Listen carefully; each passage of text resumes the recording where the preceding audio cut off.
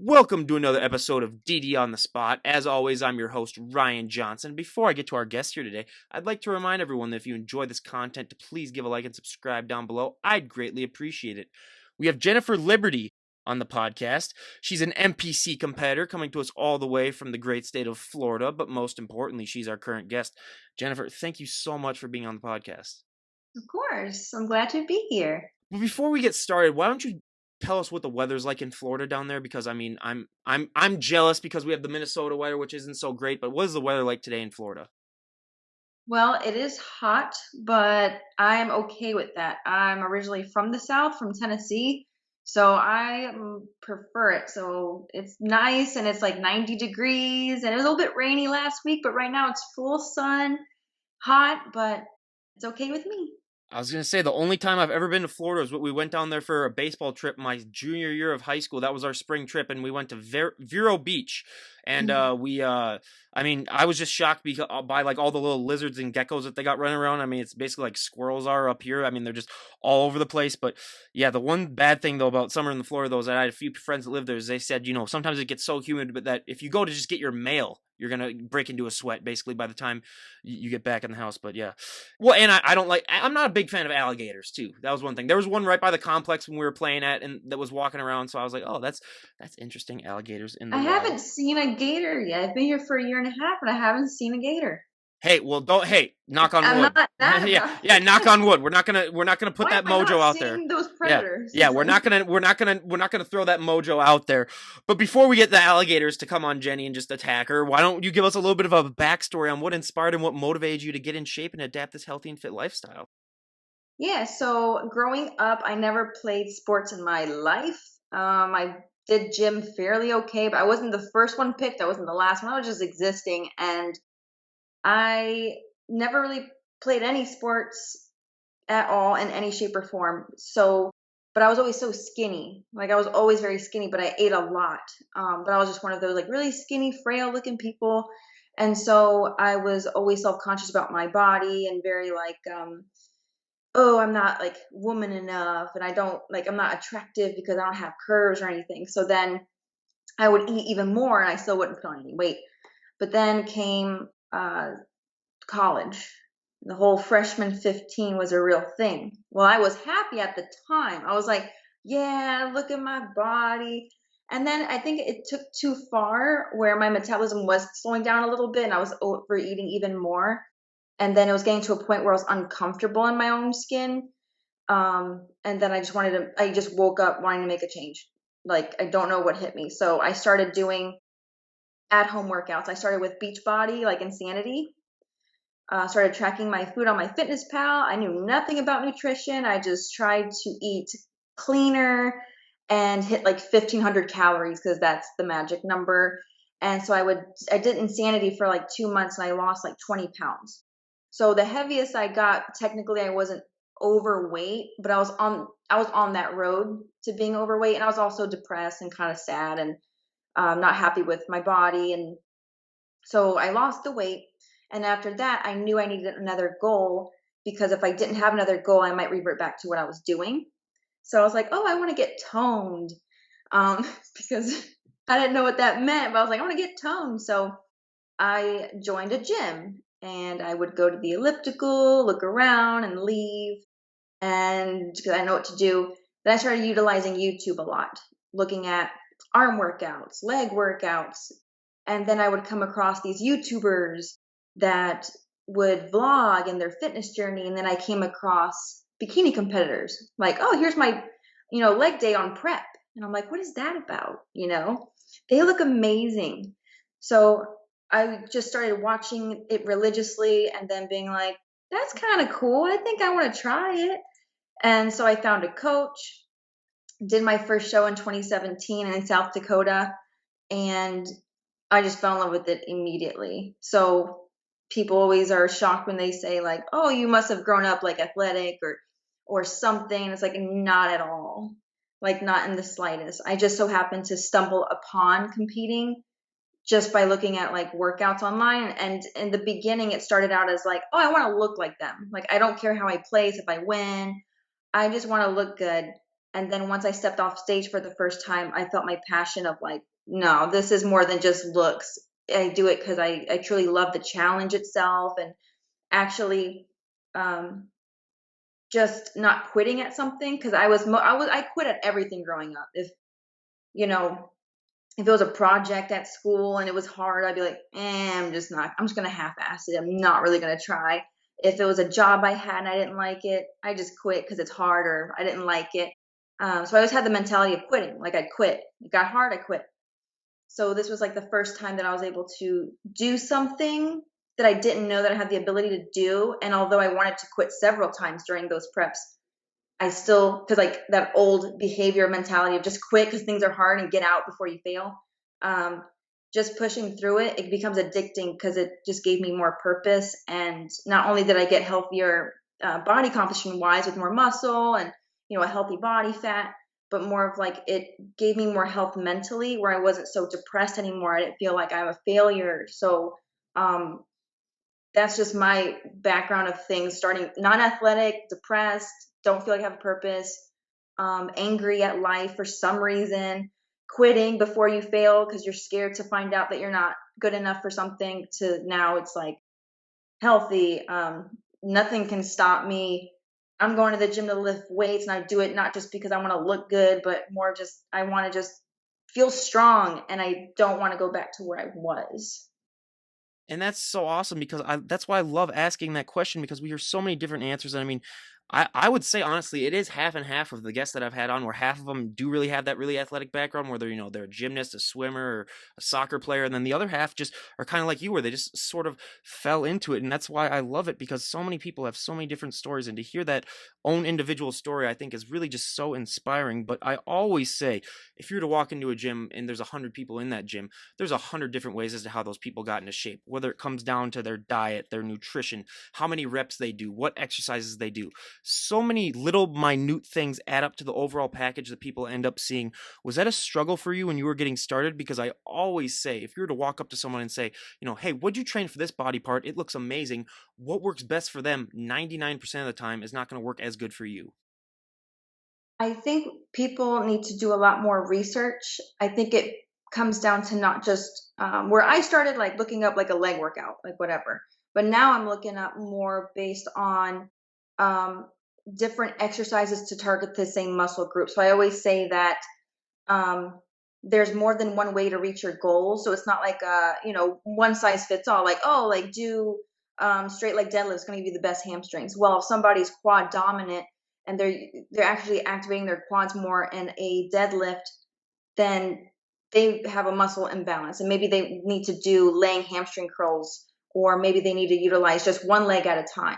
And so I think what people need to do is don't necessarily overthink it, don't give up before you've had a chance to see if it actually is effective for you. Give it time. Like maybe try 4 weeks of a program of these movements. If you feel like you're strengthening an area, then it's probably working for you.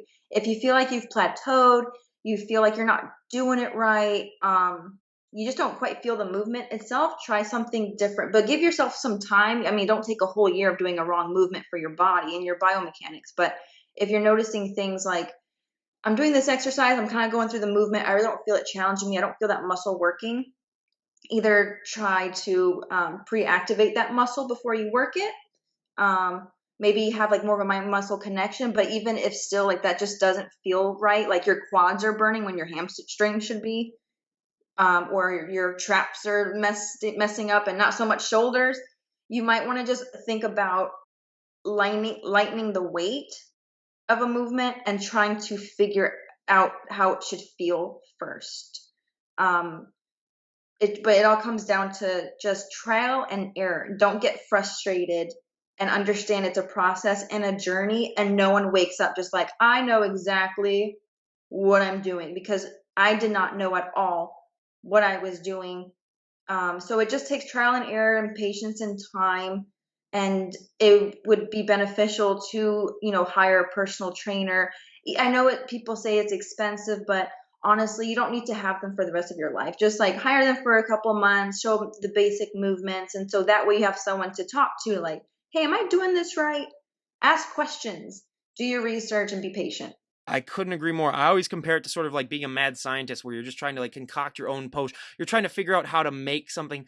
And it just, like you said, it's so much trial and error. Just, I always like to use the Edison reference too. I mean, he tried to invent a light bulb like over 1,000 times and it didn't work. And Hmm. then, eventually he got it. I mean, it's just, don't ever give up. But a question that I also love to ask all of our health and fitness guests, because it is so different, is everyone always has that one body part when they get started that really, really takes off, that they don't have to train as much. And then everyone has that one body part that just lags behind and they just have to train to overdrive just to try to get it to catch up to everything else. I'll give you my examples first. So for me, I mean, my back, because I worked in a warehouse all throughout college, and you either got a really nice back or you quit. That's basically the two things that really happen. And then on top of that, I was working out, but I'm also 6'3", so my legs are shot where, I mean, I cannot for the life of me, get them to grow. I mean, I've tried everything, and I still have friends when I walk in the gym that still make the same joke all the time. They go, "Hey Ryan, you plan on lifting legs at all this year?" And then I'm just like, "Okay, come on, guys." And then, well, calves are probably my worst too, because I always say I could inject pure muscle into my calves and they wouldn't grow. I mean, that's just a huge genetic thing. But what were those body parts for you when you were getting started? Um, I would say thankfully, but it's like a pro and a con. So my body um puts on muscle in a very even way. The feedback I usually get from my shows is I'm very symmetrical. So I don't have something that's overpowering, but the downfall to that is I don't put on a lot of muscle fast. I'm not like genetically gifted where I'm like, oh, I'm just doing this 6 week program and I notice these gains. It's like it takes me a while, but I wouldn't say there's something that's um like, oh my gosh, it won't grow. It's more of like it's growing it everywhere. It's just taken like so long to grow. However, like my upper body usually looks leaner than lower, and I think that's common for a lot of women, especially. We carry in our hips and thighs. So if I said anything, it's harder to actually like look more muscular on my glutes and hamstrings just because of the body fat that I carry there. No, yeah, I'd say, yeah. The legs are always a problem for a lot of the guests that we have on, which is why I know. I mean, it's just that's one thing that, I mean, if anyone have any secrets or anything, just automatically reduce all that thing for legs. And I mean, leg days, I hate them. I mean, hit them with a passion. I mean, I can barely walk the very next day, and then I do a leg day, and then I go to work later that day, and then yeah, that's a mess. But yeah, it's just, I just love that answer and that question, just because of so much wide variety. I mean, we had one person who's like, my forearms are the first thing that got really, really big, and I was like, okay, that's really interesting. Like, what were you doing? I What mean, are like, you doing? let's be honest. And then another person's like, yeah, my calves, and I was like, okay, get off my podcast. It's like, I'm done Right. talking to you. It's like You're like, and I'm offended. we're done. We're done here. But how long into your journey when you started working out before you competed in a show? How long was that process? Like lifting weights before I competed? Not long enough. I wish I could turn back time and find a coach that the coach I have now is not the same one that I had in 2017. If I was a coach and I had my little tiny self come up and say, I want to do a show, I'd have been like, we're going to take a whole year, maybe even two, to build first.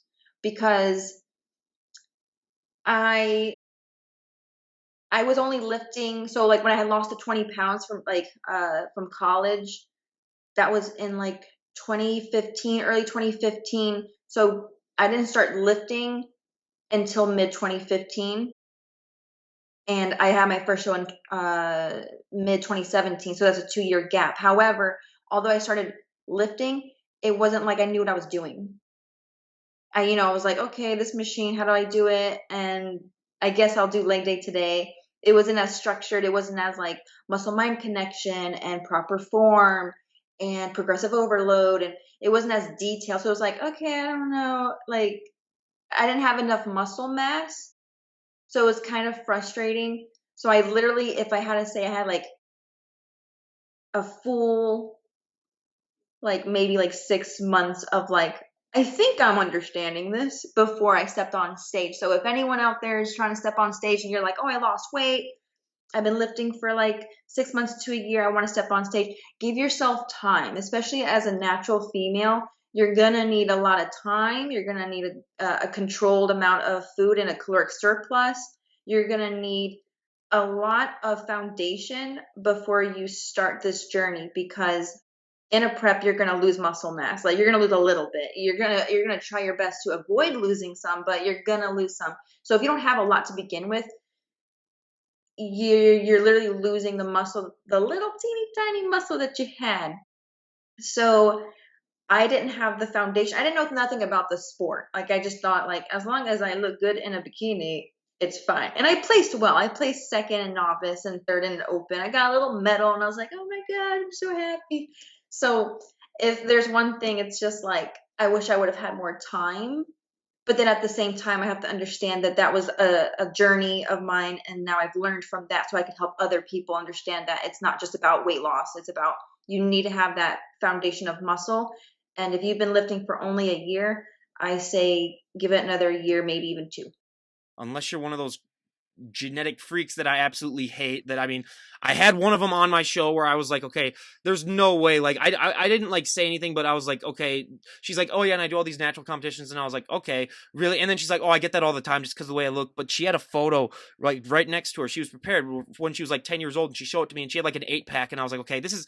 I was like, okay, fine. I guess it's all natural, but yeah, I always gotta point that out that there's probably like one or two out of like every couple thousand people that are just naturally inclined. Where I mean, they can go to the gym and work out for a couple of months, and then they can just go walk on stage, and if they know they're posing, yeah, they're fine. And I hate those people with an absolute passion. But yeah, for the vast majority, yeah, what you said is absolutely true. And I also love to ask because one of the training techniques that a lot of people swear by when they come on the show, and I wasn't even really aware of it until I started this podcast because I was kind of like where you were when you started, where I just work out, I do, if I want to do legs today, I'll do legs. If I want to do arms, I mean, I'm a little bit more where I have a little bit planned out, but a little bit more free flowing. But time under tension is something that a lot of people swear by. Do you do a lot of time under tension in your training? Yes, I try to have a good amount of time under tension, meaning like when I'm lowering down a movement or lifting, like basically just trying to have that muscle work the whole time. I don't really want it to rest unless I'm resting between sets. So if I'm doing like a lateral shoulder raise, I'm gonna stop before it hits my sides because I don't want my muscles to relax. So I do utilize a lot of that. And ever since I started doing that, which is probably like the last like year and a half, I've noticed a lot of improvement. Like I don't think I'm genetically gifted, but that was like one of the first times where I actually started to notice change in a shorter time when I started to actually concentrate, control, don't swing it, and just keep tension on that muscle, like, and just let it burn instead of it just being like, okay, break, okay, do it again, and then break. It's like, no, just, yeah. I swear by time under tension for sure. I've seen a lot of good improvements in myself. Yeah, no, yeah, and I've been trying it too, and yeah, it really does work. So anyone who's thinking about that, definitely look it up and just see what it is, and really practice it because I think it really does provide great results. But one of the things that I always say is that if you were to poll the general public, I mean, 95% of the general public would not be able to get into the shape that is required before you go onto a prep. Because, like you said, you need to have a really good foundation before you go on prep. But once you go on prep, I mean, everything is just so scientific where, I mean, you got to eat the right amount of food at the right amount of times. Everything's got to be prepared. You got to get all of your workouts in. I mean, there are no excuses. What was that lifestyle change like for you? Because for so many people, it's just a struggle the first time because everything is just so scientific and so, I mean, you have to get everything done. What was that adjustment like for you? It was very hard because I didn't know nothing about macros and nutrition. I just knew like nothing really. So it was a huge adjustment for me.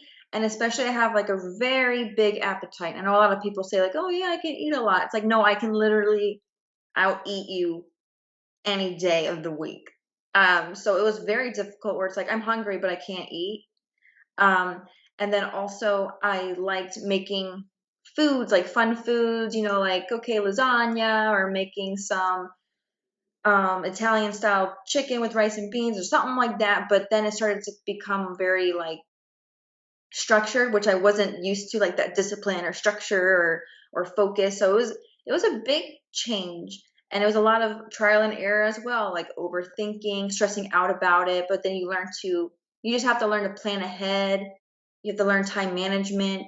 You know, if you fail to plan, then plan to fail kind of thing. Like you learn your lesson quick if you're like, oh, I'll just log it as I'll log my food as I go throughout my day. It's like that never works. Usually doesn't work. Um, so it was just it changed me and my lifestyle of just like planning ahead. Whereas I used to just eat, like you're hungry, you eat, it's fine. But this one was like, okay, I'm hungry, but we gotta wait another 2 hours to eat something. So it was a big adjustment, that's for sure. Yeah, I mean, I just couldn't even imagine what that was like. I mean, I tried it for 2 weeks just with a friend just to see. I mean, I wasn't planning on competing, but I lasted about 2 weeks and I was like, okay, yeah, I can't, I just got to eat, I just got to have a pizza every once in a while. I just got to go get a burger every once in a while. But yeah, I mean, that's why I love to ask that because what you guys go through, I think not many people understand really that dedication where a lot of people just think that, oh, they just go to the gym and they work out a lot, but they don't understand the nutrition part. They don't understand, everything else that entails. But the most surprising thing that I was shocked by when I learned, because me and the general public, I think a lot of people just assume that it's an easier part, but is posing is one of the hardest things, if not the hardest thing for a lot of these competitors. I mean, I like to compare it now to, I mean, you can be a great driver, you can never be a perfect driver. You can be a great poser, you can never be a perfect poser. It's always ever evolving. What has your experience with posing been like? I love posing. I may not be the most muscular and I may not be the most lean, but I will not be outposed. I love posing. Some girls find it difficult because, well, for one, you are tan like an Oompa Loompa. You're in a very teeny tiny bikini. Strangers are looking at your body and you're in heels. So for most, they get kind of stiff. I think it's a lot of misconception too. Like I know in the bikini, like NPC bikini, like their back pose, people think they're bending forward. It's like, no, they're not. We're just dislocating our back and arching really hard and pushing our glutes back, but we're not leaning forward. So I think it just goes with a lot of like misconception. Like they see a picture online and they're like, oh, this is why they look like this, so I have to do it. And it's like, no, that's not what they're doing. Like you really have to distort your body, um, and just create lines that don't naturally exist if you just stood there. Like I don't look the way I look if I'm not lean in my bikini my bikini pose. Like if I'm just standing there, it's not going to be the same. So a lot of girls don't. They just focus more on cardio and their food and prep, and not so much on posing. I've seen a lot of girls come saying like, "Oh, I have a show in 2 weeks. I don't know how to my posing routine. What do I do?" And I'm like, "Oh no!" Like I'm constantly trying to improve.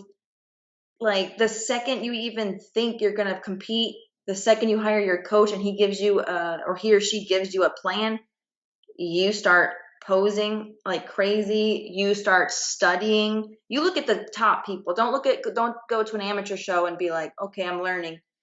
Look at the pros, like how are the national level girls, like what are they doing? And everyone's posing is different.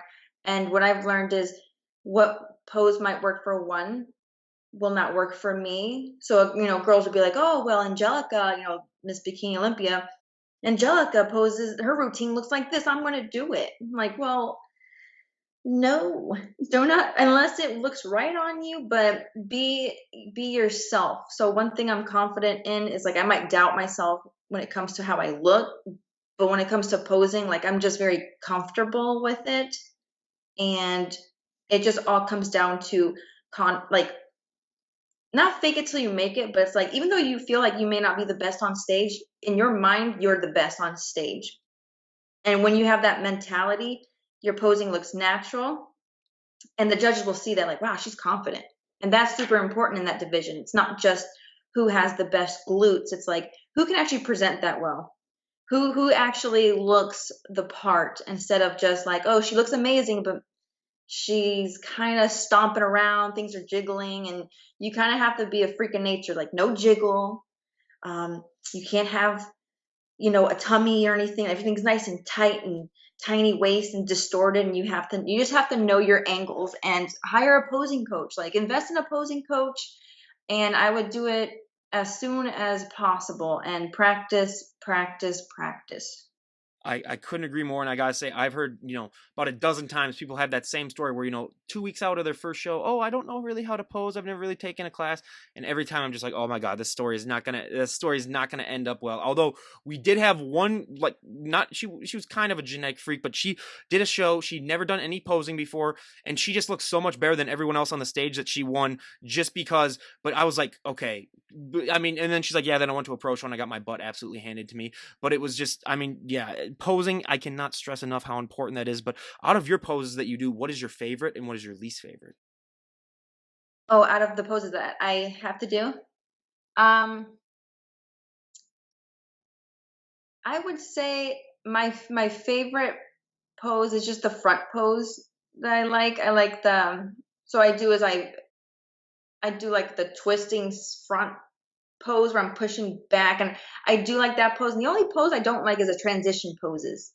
They can be quite awkward because it's not really a good angle no matter what you do. So yeah, I don't mind the front and the back pose, but the transition posing where like the girl kind of steps and then she kind of, looks back.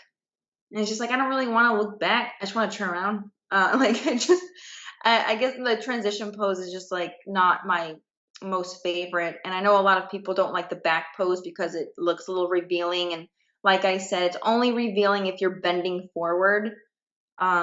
But otherwise, I don't mind the back pose. It kind of gives your face a break from smiling. That is the why I said I would always say the back pose would be my favorite pose just for that reason in and of itself. Yeah, your face starts hurting. I'm like, ugh, I'm not a naturally smiley person.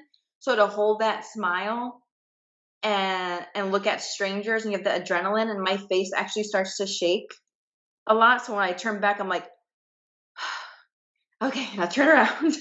I mean, we had one guest come on and she was from Australia a couple of weeks ago and she was talking about how she was told she would have placed better, but she let her smile down for like 5 seconds during the routine, and then the judge is like, "Oh, we gotta take off a little bit for that." So I always say, yeah, your jaw muscles are, probably Yeah. the thing that hurts the most. But another thing with posing that a lot of people don't understand is that for some of these competitors, or for the vast majority, I'd say, for these posing sessions that they go through, they put in more work and effort than usually than their average workouts, or they're at least sorer than their average workouts when they're done, just because the body is not meant to be positioned like that for extended periods of time. But now another fun question that I love to ask. I mean, as you can tell, I'm one of the palest people you'll ever meet in your entire life. I mean, my thick Norwegian skin that, I mean, I cannot go out in the sun without an SPF of 1 million and I'll still get burnt to an absolute crisp. I have never been tan a day in my life. I either get farmer's tan, where let's be honest, that's not a real tan, or I just get burnt to an absolute crisp.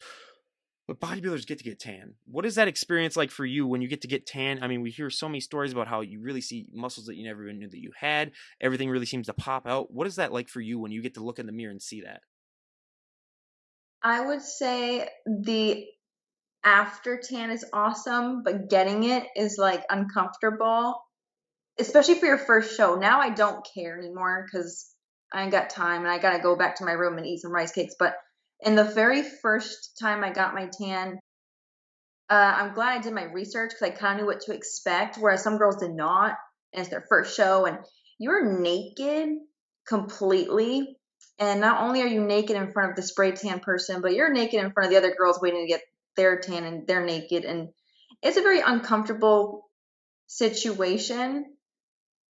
But making just if you prep your skin well, like you exfoliate and you follow the rules as to how to prep your skin, like after getting through that uncomfortable situation, you go back and you put your suit on and you see your physique in such a peak condition. Like almost everyone looks better tan. So the tanner, the better, because all your definition just shows and it highlights everything. You look a lot tighter. So um, it really helps with the illusion because you think you know what you're going to look like on stage that morning when you're pale, and then you get your tan and you're like, whoa, that's me. Like I look unreal, like muscular. And then you look on your photos and you look just normally tan. And that's just to show like how much the stage lights will wash you out. So tanning is super important because if you don't have it dark enough and you think, oh, it's kind of dark, like you need it super crazy dark. Because when those lights hit you, you will wash out and you'll just look pale again. So the darker you are, you'll look tan. If you're sitting and you're watching a show, no one looks that dark. If you go up to them in person, they look dark. On stage, you're like, wow, they're just bronzed. It's like, no. I always say if you were ever my skin tone and then you looked really, really ripped and shredded, I was like, okay, yeah, you're gonna look good with that tan on. But another thing with the Yeah. tan, I mean, you can't really stand up against anything. You can't really sit on anything. I mean, we hear stories about you have to you can't really go to the bathroom. You have to bring your own bed sheets when you're staying in the hotel. So that just adds on to all the things that really these competitors have to go through. But this is a question that I love to ask every guest that I have on, whether they be, my bands, my health and fitness, if I have any professors on. I mean, for the bands, I always like to ask, what is that feeling like when you get to walk up on stage and, sing songs and perform live in front of hundreds to thousands of people? That also applies to my bodybuilders. What is that like when you guys get to walk up on stage and show off all of that hard work that you've trained months upon months for and just gone through a grueling prep? What is that feeling like when you finally get to walk on stage? Well, it's kind of the reason why I come back each time. You feel like you belong and you feel very alive. Like you feel like you have purpose, you're alive. The adrenaline is addicting. Like you go up there, like sure you're nervous, but man, when you get off stage, you're just so happy. And so the second I step on stage, my mind switches. So I might be backstage, like I said, doubting myself completely. The second I step on there, I just feel um like man, I won. Like this is it. Like look at me. It's like they're here to see me. I'm the best. You get a little bit like everything I worked so hard for, and they're gonna see, what I have to bring, that I'm serious about it. So it really gives me just pure like you feel so very powerful, and something I've never experienced. I never experienced that kind of like feeling of belonging in any sort of thing. I just lived, I go to high school and come home. I go to college and come home. That's about it. But when you step on stage, you just feel like you're more than what you thought you were. And it just gives, like, the second I step on, it's just pure happiness. Hmm. I always say, if you can find something that gives you that, I mean, stick with it, because I think so many people try throughout their lives to find that feeling and they don't. But I mean, just stick with it. But I always love to ask too, what is your go-to post-show meal? Yeah. So my very first show in 2017 and my second show in 2018, I always went for spaghetti and meatballs. That was always my post-show meal, but that was after my donut. Donuts first, so dessert first, and then I'd always get my spaghetti and meatball. But my last show I just did, I went for a breakfast burger. That was good. I don't know why I wasn't doing that before. Like I love pasta, but man, you put bacon and syrup and hash browns on a burger.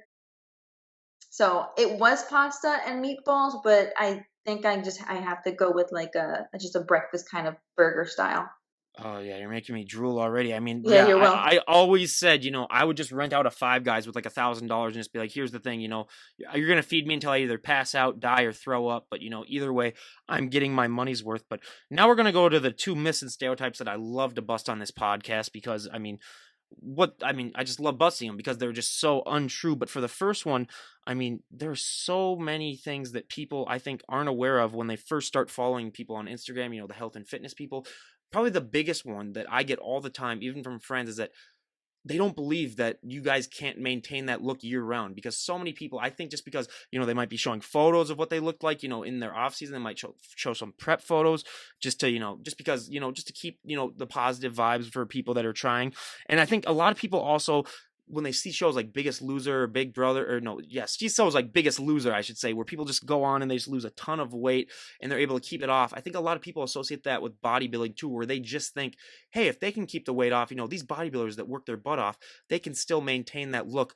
But what was that experience like for you when you first learned? I mean, you're not going to be able to look this way 24/7. And there are a lot of people that try, but it usually shortens their career, and it really is not healthy for you to be at that low of a body fat percentage and be at that, that look for an extended period of time. But what was that like when you realized you are going to have to put on weight, and that all that hard work that you put into it, I mean, you can't maintain it? Hmm. I would say I'm one of the very rare ones where I never understood the fear of putting body fat. I I wouldn't put down like, oh my gosh, I look so terrible stage lean, but I would say when I get to that certain point of uncomfortable, um, I just feel a little small. I know some girls may like that, like, oh, I like, the abs and like being smaller. Like I got to a certain point where I'm like, I don't even like how I look. Like I'm doing it for the sport. So I think it comes down to what your intentions are when you actually prep for something. It's like if you prep to better your life and to just, you know, the challenge, you'll probably do a lot better understanding like you're going to gain weight back. But if you're just doing it to look good, to look like a bikini competitor, you're not going to mean, you're just not going to handle that post show kind of thing. So in my experience, I don't care in the slightest to stay that lean because one, my energy is low. Two, I can't enjoy like prep gives me a lot, but it also sacrifices a lot as well. I can't go on dates with my husband. Um, I kind of like myself a little bit thicker, because like growing up, I was always so skinny. Like I like to have a little bit more shape to me. So when I found out that like you're going to put on weight, the only thing I would say is scary is putting on weight very, very rapidly and overshooting that body fat percentage. Like, yes, you're going to put on weight and I'm cool with that. But do I want to be uncomfortably putting on weight to where it's like, okay, now I'm not even healthy on the other end of the spectrum because there's too lean. And then there's just, you're eating whatever you want, whenever you want, overeating, not taking into account any nutrition, not going to the gym anymore. So like the two extremes I think are just not something I want to stay lean and I don't want to actually like overshoot. I just, I look forward to putting on more body fat. I feel healthier, happier, more energized. Um, and I've never had a problem with being nervous to, lose my show day body because I don't care for how that looks. Like I look a little skinny. I don't get as good of a pump in the gym anymore. I'm kind of flat. I'm not having enough carbs, and I look forward to it. I find that I look better. I think it's what makes you happy too. Like you have to understand, like that's the body type I like. Athletic, have a good little body fat, have some curves on you, but you're still healthy. Like you're still a healthy looking athletic person.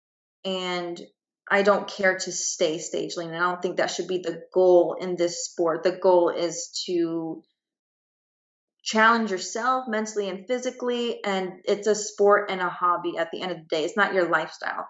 I do bodybuilding, like lifting weights as a lifestyle, but I do not compete as a lifestyle. That is my hobby, and that's what I like to do sometimes.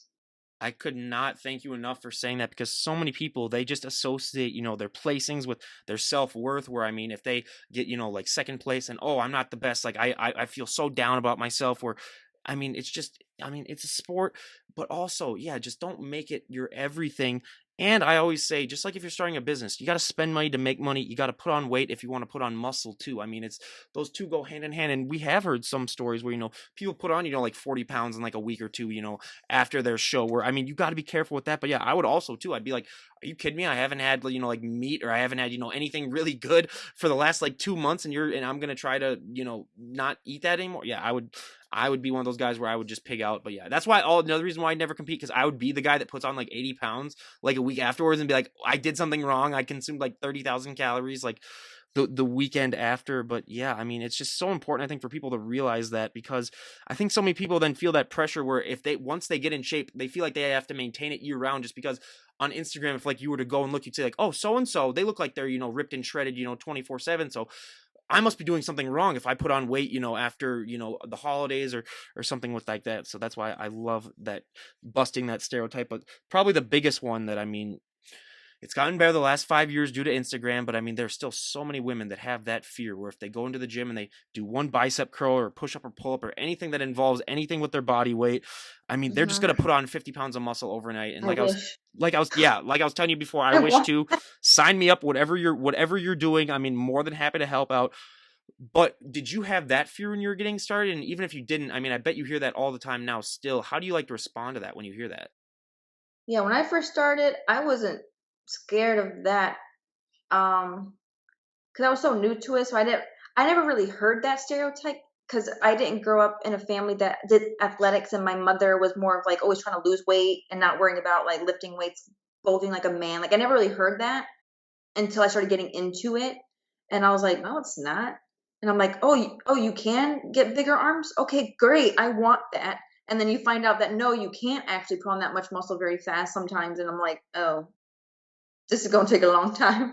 And so I actually I work at a gym and I do a little bit of personal training as well. So the amount of times that I hear that is insane. I'll always get, what do you think what can I do to tone this?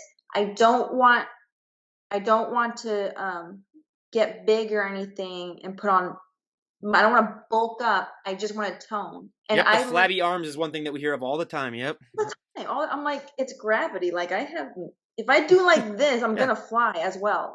But what I'm a very blunt person. I try not to be rude, but I'm also not going to sugarcoat it where they still go through life uneducated. So I'll just say, um, tone is just a girly word to say muscle without scaring you. Okay, so you want to build muscles, what you're saying. And I was like, don't be afraid of the weights and the men's section because you hear that's the man section with the free weights and stuff. And I'm like, that's not the men's section. I always say this. I'll say I lift heavy weights, okay? And they're like, you do? Because I'm like a smaller set bikini competitor. I'm not very muscular, like I said. So they're like, what do you do? And I'm like, yeah. I was like, I lift a lot of weights. I was like, we're not genetically most of us are not genetically gifted to put on weight or muscle mass like a man. And that's not the men's section. So don't be afraid to go over there. I understand it's intimidating, and I'll tell them like, oh, if I'm here and you need help with something over there, like let me know. I'll get you, gradually comfortable over there. And then I'll tell them I'm trying to put on muscle mass. I'm like, if you're scared about putting on muscle like a man, I was like, if even if that was your goal to put on muscle like a man, you're probably not going to get there if you don't have a specific training regimen, if you're not eating enough protein, if you're not keeping track with your food. I was like, you have to go out of your way and actually try really, really hard to put on muscle. And I was like, that's my goal is to have bigger shoulders and things like that. And you know how hard it is for me? And I train for that. And I was like, you're going to be just fine. And I say, you pick up a weight, you don't wake up the next morning looking like Arnold Schwarzenegger. You're not going to look like And that. again, if you do, give me your phone number. Yeah, I'm like, then what are you eating and what are you doing? Like, I'll just say you're not going to wake up looking like that. And I was like, now if you get to a point where, maybe you're putting on size in an area that maybe you don't want it to be, then you have control of that. You can catch it before it even gets to being too bulky where you could cut back on what you're doing. You don't wake up looking like that. It's, and the girls that you see that are like extremely massive like a man, they're either one genetically gifted, which is super rare, or number two, they are on some sort of enhancer that is genetically altering them. So unless you plan on taking some sort of testosterone or steroid, you really can't look like that. Again, disclaimer again for those goddamn genetic freaks, but yes, 99.999%. But yeah, I mean, I totally couldn't agree with you more. And I always like to tell the story of when I was in college. I had a friend who, she said, Ryan, you're getting bigger and stronger. I see all these changes that you're making in the gym. I kind of want to go to the gym, but I'm afraid that I'm going to get too bulky and put on, too much muscle. And I told her, I said, look, the amount of weight that you carry in your purse when we go out to clubs or when we go out to get something to eat weighs more than 90% of the dumbbells in there. I mean, she had a really heavy purse. I don't know if she had a dead body in there or whatever. I mean, maybe she got mad at a sorority sister. I don't know.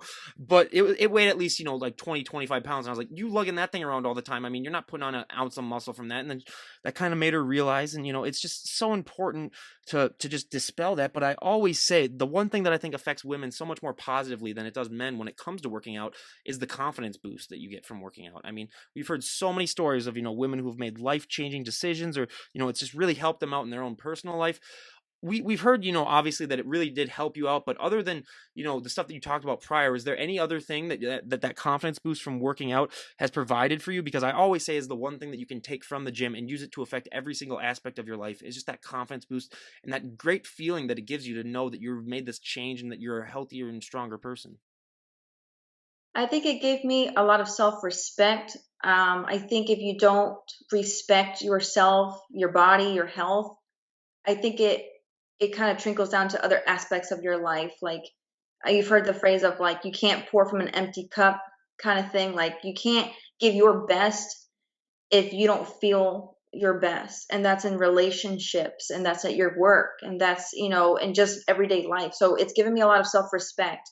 I used to be a very quiet person, very like if people were rude to me, I would let it happen. I would bite my tongue a lot, wouldn't say anything. And even my husband has noticed, and he's been with me through all of this, and he's even told me how much I've changed because I'm myself now. I used to be very quiet around people. Like, I don't want them to not like me, and I got to watch what I say. And now it's like I could care less because me working out at the gym has given me so much more than just like nice legs and oh, I step on stage. It's like, yeah, but actually help me stand up for myself in my everyday life. Like if I'm strong enough to put myself through hell for like 7 months and I'm disciplined enough in the gym and I just don't have I have like this I have the strength now to stand up for myself, speak my mind. I could care less what people think, whereas I used to care a lot about it. Now I just could care less because I know what I'm worth. I know my self-worth.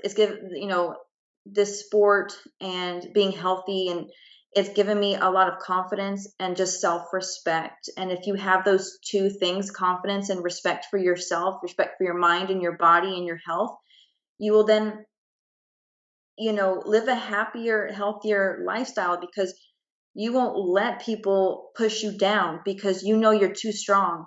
No one's going to knock you down. And if you stumble, you have the strength to get back up because you've done it before.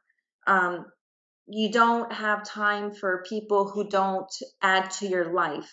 If I didn't feel like someone's adding to my life and they felt to bring me down. You get people, especially during this process of body, like, why are you doing that? You look too skinny.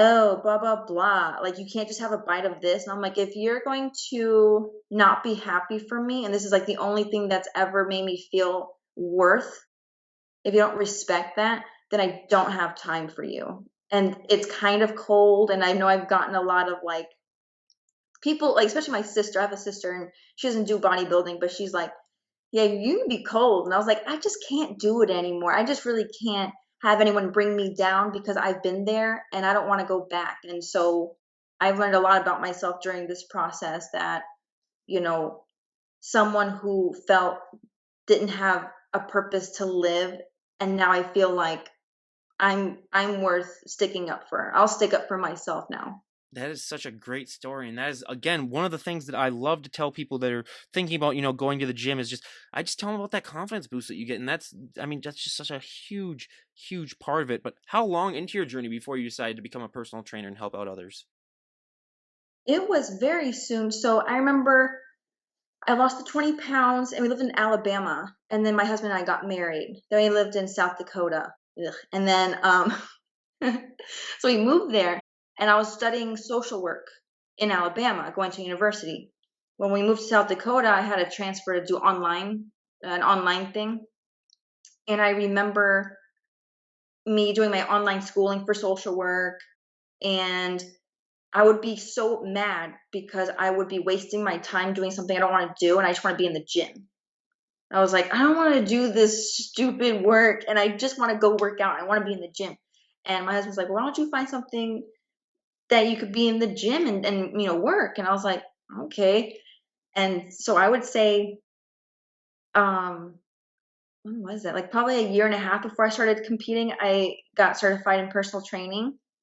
And that helped me learn a lot as well. And not so much about like, oh, working out and stuff, but it made me learn about people and why are people coming to me? Like what is, you know, and I think the thing comes down to like motivation. It's like they just need someone, a magical person to give them motivation. If they hire me, they'll automatically be motivated, and it takes a lot more than that. So I became a personal trainer in early 2016. So yeah, I say yeah, a year and a half before I ever stepped on stage.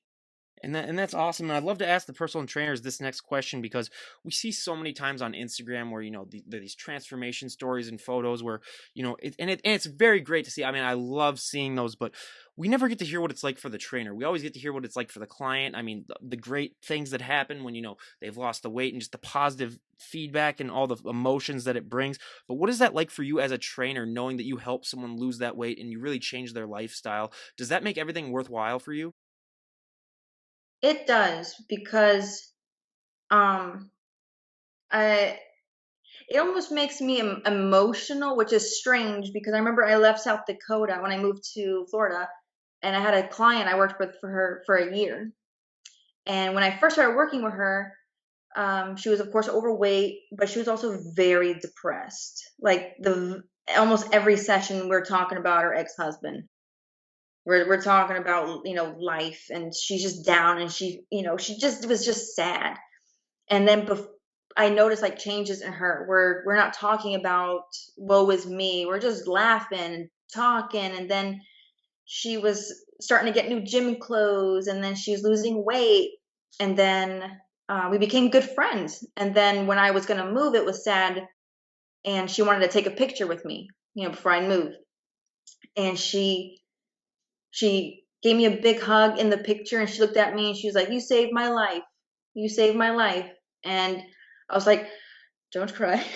Don't cry, because I you don't know how much you affect somebody, and it can be very rewarding. It can be frustrating too, because you know people will hire you to help them, but they're not really doing the work, and you're like, "Why aren't you disciplined like me?" And it's like not everyone's as disciplined, and that's the hardest part. But I think when you do have those success stories, it's a beautiful thing because you know you really realize that you change somebody's like life completely, and not just physically. You know, yeah, you work out more and you eat a little better, you're going to lose weight, what would you do? But you don't realize how much you change their everyday life, to where now she's laughing and feeling more confident and buying new gym clothes compared like, to a year ago where she wore oversized clothes to hide her body, and she was oftentimes very depressed.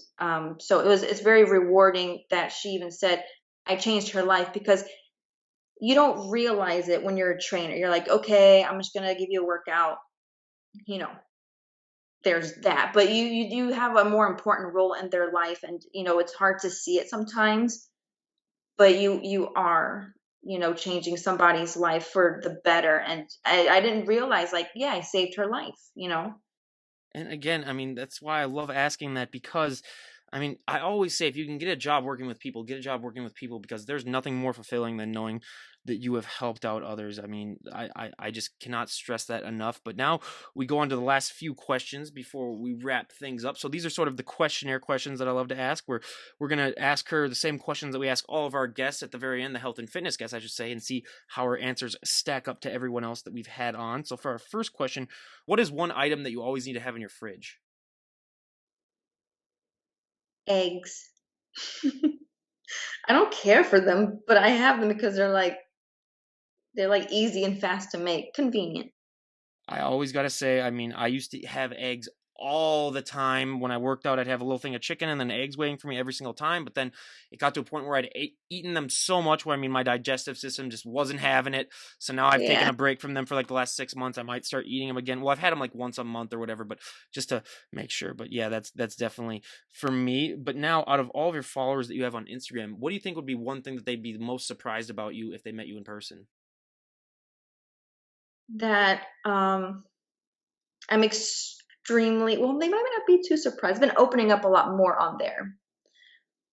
But I think they would be surprised to really know in depth of my journey of no, I've never been clinically diagnosed with, depression or anxiety, because I've never tried to even see if that was the case, but they may be surprised as to how dark my thoughts have gone before, because when people are around me, they're like, "Oh, she's silly, she's sarcastic, she cusses a lot," which I'm very proud of myself because I watched my mouth throughout this whole thing.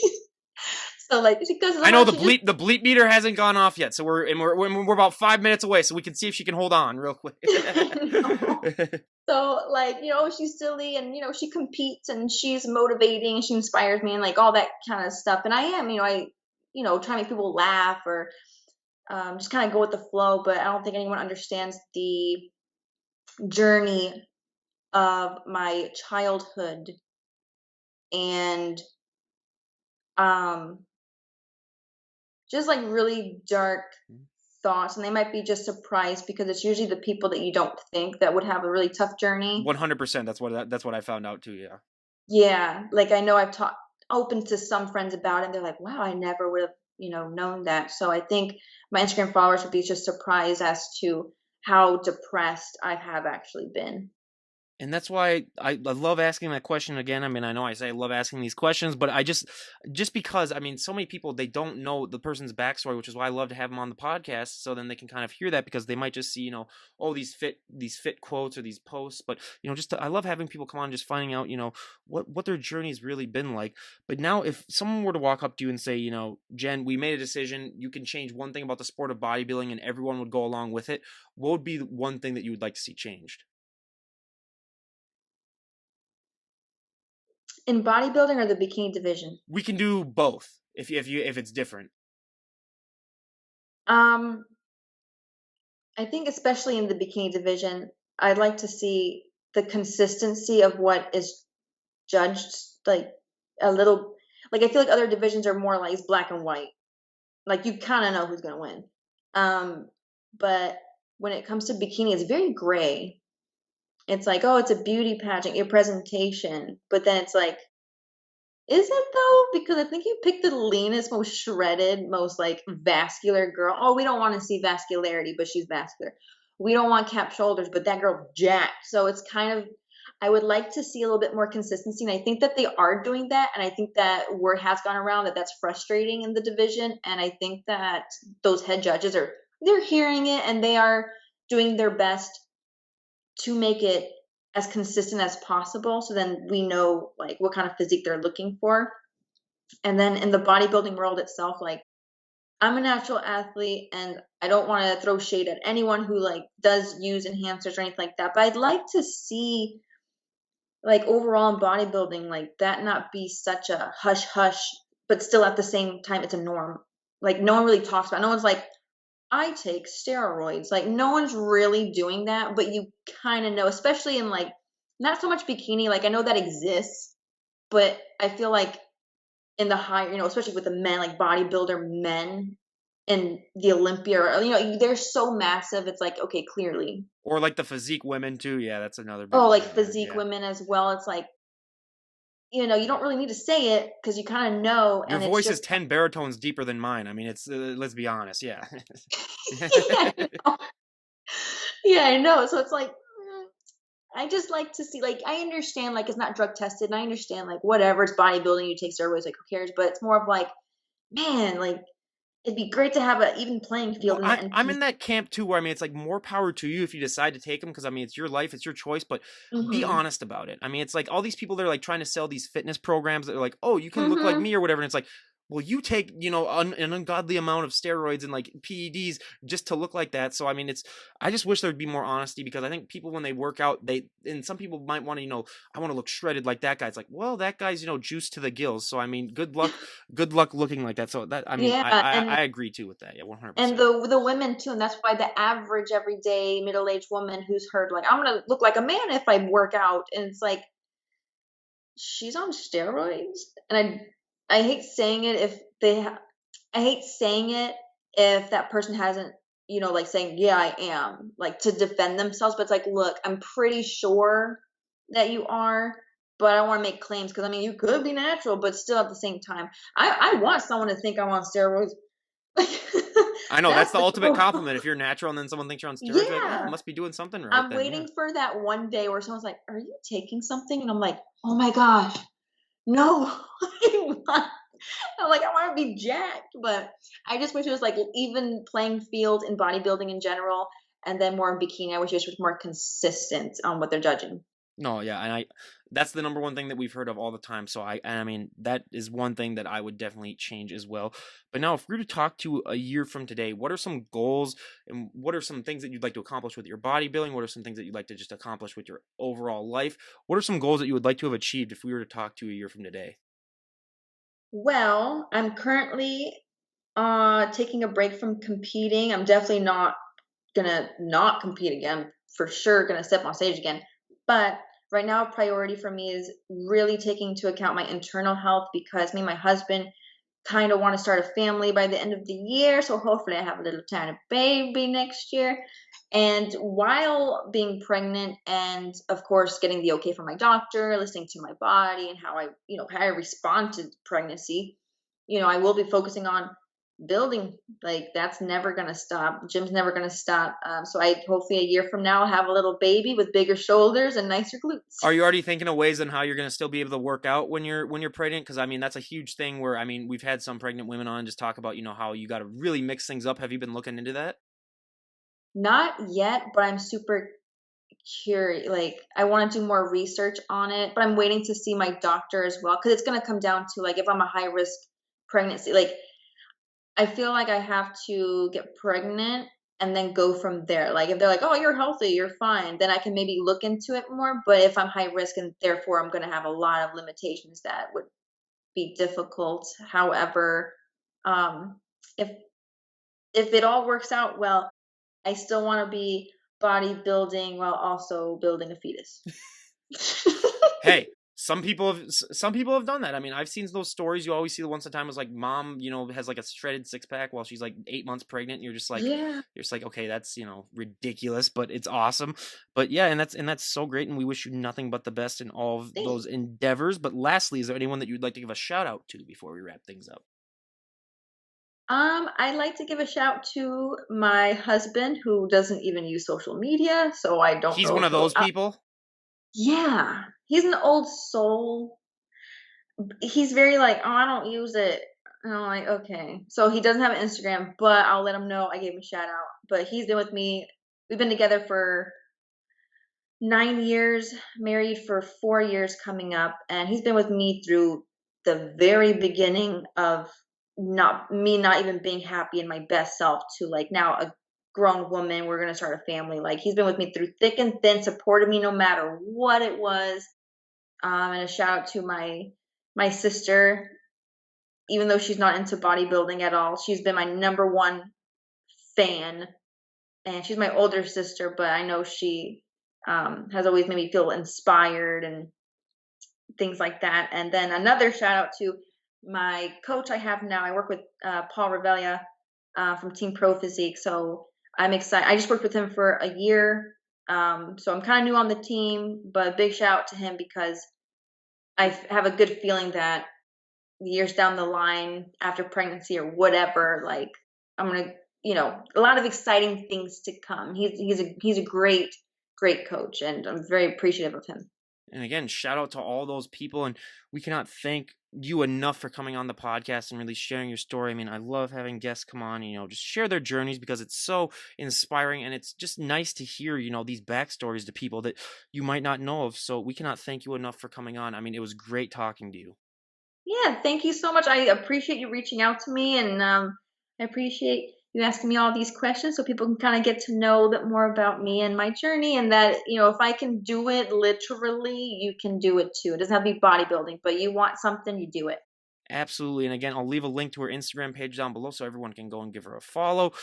And again, thank you again for coming on. I really appreciate it. And this is Ryan Johnson, DD on the spot, signing out. Have a great day, everyone.